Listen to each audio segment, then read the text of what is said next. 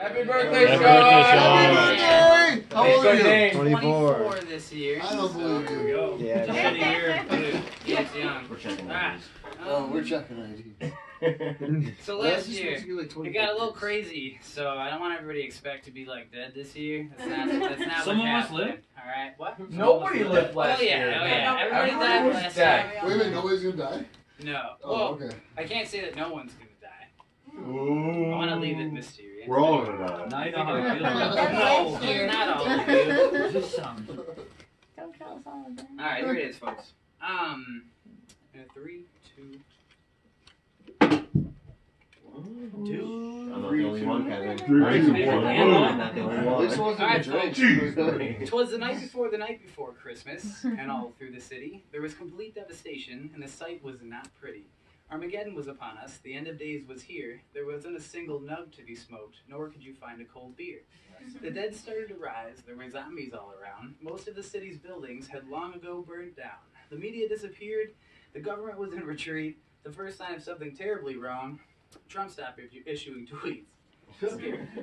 The power had been out for the past couple of years, the only drinkable water was now bottled from tears. We had run out of food, all the stores had been looted, the air was always hazy and smelled like someone tooted. Rabid dogs wandered the land, so Mo almost got killed trying to make some new friends. The remaining survivors grouped together for safety in the hopes that they wouldn't contract human rabies. They found a vacant house on that freezing cold eve and huddled together for warmth and some sleep.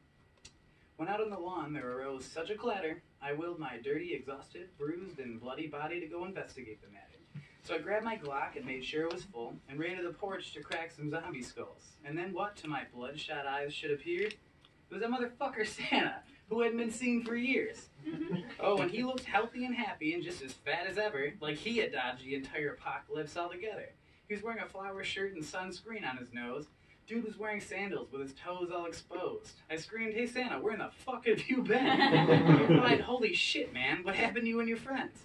So I let him inside, and we gathered all around, and we told him what happened when he couldn't be found. He looked shocked and guilty as we told him the story, which was awful and gruesome and really quite gory. And in return, he spun us a tale of his own. Miss Claus had left him and abandoned their home. She ran off with an elf and left nothing but a note, so Santa hired Rudolph to track her down and slit her throat. Then Rudolph, with his nose so bright, cleaned his knife off and flew into the night.